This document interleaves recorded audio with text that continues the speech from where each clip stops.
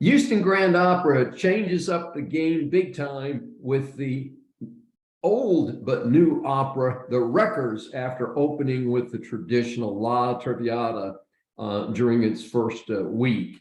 And so this is Dr. David D. Shine for Starstruck as we bring you information on the arts and theater scene in Houston.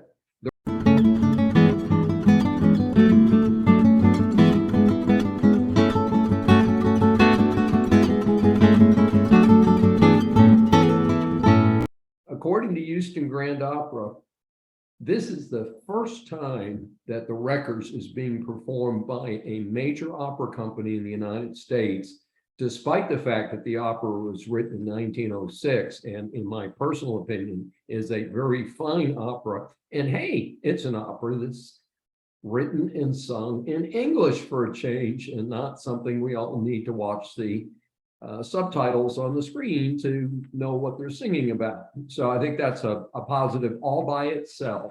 The Wreckers is a dynamic and entertaining opera written by Dame Ethel Smyth. Not a well-known name, but she should be, as she was a woman of great accomplishment, lived to be a pretty ripe old age, and a pretty interesting character. And so Dame Smyth stands out in history as not only one of the few female opera composers, but that she fought to be heard and performed. She would go to producers' houses and knock on the door and say, hey, you need to listen to my opera, and would apparently, I think, sing a few bars if she could get through the doorway. So it was a pretty interesting person. She was also the leader of the women's suffrage movement in the United Kingdom. And as a big fan of opportunity and advancement for women, I'm very proud to hear that about her background as well. The opera, The Wreckers, is based on a real situation in the rocky Cornish coast of England. The people there didn't do much in terms of growing crops and raising animals, since animals need crops to live. And so they actually got real happy when there was a shipwreck, and they would go out and pillage the shipwreck.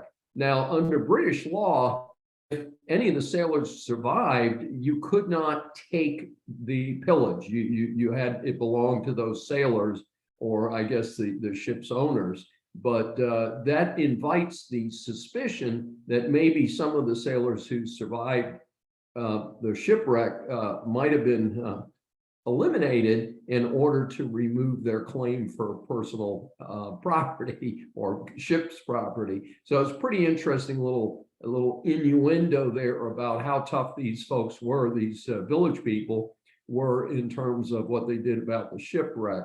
So it's in the opera, the locals help along the shipwrecks. So as on stormy nights, they'd run out and turn off the lighthouse to make sure that some ships would crash on the rocks. And one of the hero of the play goes out and sets a fire near the lighthouse to try and defeat the turning off of the lighthouse. So it's kind of an interesting approach, and that sets up the dynamic where he and his girlfriend struggle to avoid being detected and then captured by the townspeople, which sets up the final part of the show, which I'll talk about just a second. Patrick Summers is well known to the Houston opera crowd, and he conducted the orchestra, and the music, again, is excellent.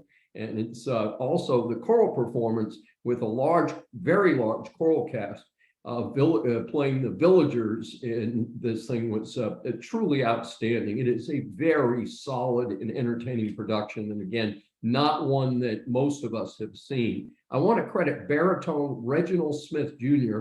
for his dominant pieces during the production.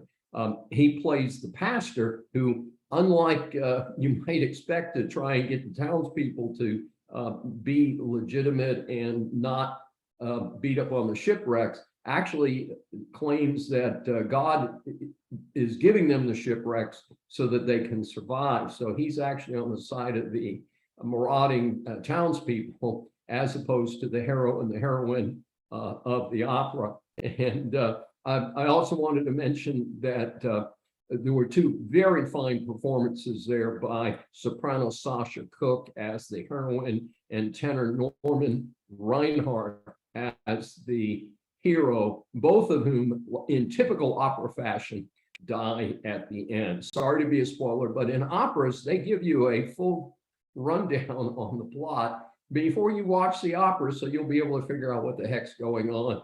And this is no exception. So again, it's still a typical opera. They all die at the end. Sadly, up against the opening night of the World Series here in Houston, and the general lack of knowledge about this opera produced a very small turnout in the audience. But again, I encourage those of you to give this a try, because I think it's well worth it.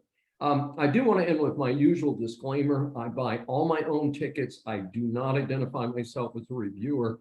And so this is straight from the horse's mouth, as we say.